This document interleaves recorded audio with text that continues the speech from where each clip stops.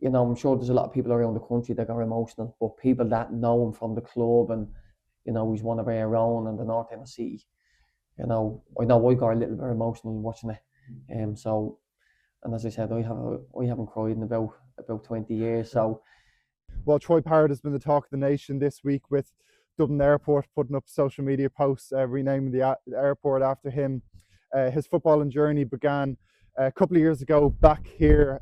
This is Belvedere Football Club on Dublin's north side, not too far from where Parrott grew up, on Buckingham Street.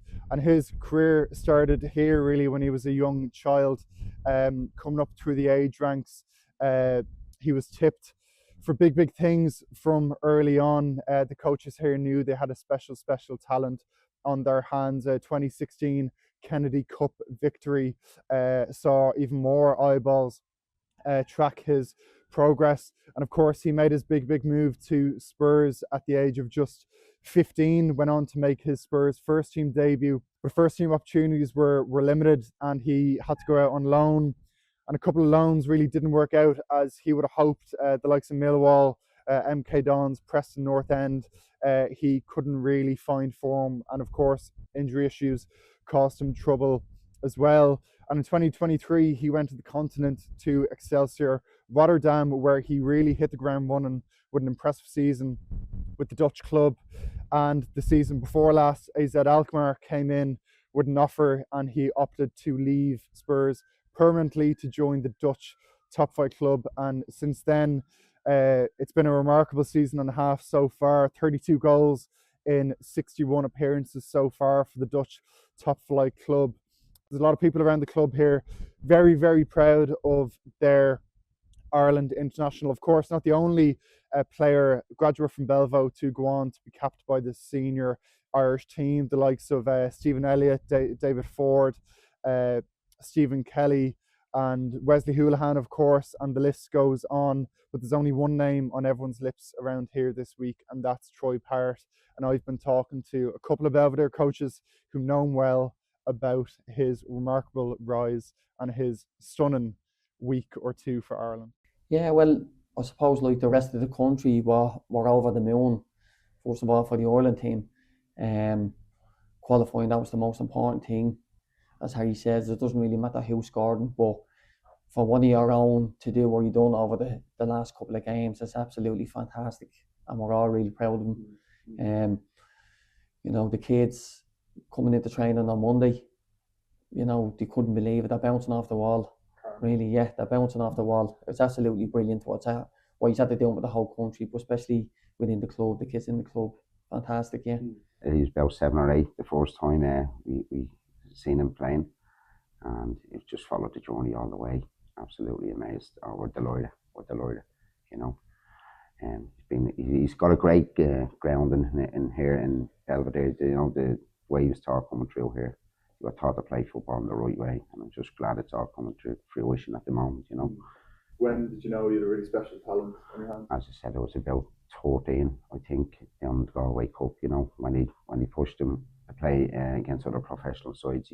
He was by far the best player on the pitch most days in that tournament, you know. And that's just continues. His progression has continued, and he's been fantastic all the way up through the underage levels with Ireland and things like that, you know. So really happy for Troy and really happy for the club. He was injured a few weeks ago, about 6 weeks ago, and he came down. He brought his little brother down, and he was mobbed down here, you know, by Gaelic players, by, you know, O'Connell School, the kids in O'Connell School, but the Belvedere kids and teams that were playing Belvedere, you know, they were all over him. And he's just a down to earth young fella, you know what I mean? He's down to earth, and what he's at to doing, you know, he's the next hero for the kids, you know, especially young footballers. And all the kids down here, because they've seen him, you know, the last couple of years when he's free, he comes down, they can actually relate to him. You know, he's not just someone on the telly, he's down here. They know he played where they're playing, he wore the jerseys, there's pictures of him all around here. So, you know, it's realistic for them to think that he played out on that pitch down there, you know, the same as them.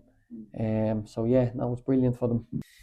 You know, Troy is probably the last the last one to go away that's been at the club since a baby, right up to under 16s. Now there's a tendency for players to go National League at 13 years of age. So he spent from the time he came into the academy earlier on, right up to under 16s. This is where he learned his trade as such, but yeah, now he's really at the kicking on. Yeah. How emotional was Sunday? That was brilliant. It was brilliant. Amazing, yeah. For me, there was. Yeah, no, it was brilliant. I think, the whole build-up of, we were down and out before last week, and no one really gave us a chance. And then the 2 goals, and even regardless if it's 2 goals, I thought his performance was amazing, And then it gave everybody, the whole country, something to look forward to for Sunday. It was can we do it? The build-up to the game, and then it was like the Rover stuff, last minute winner, couldn't believe it.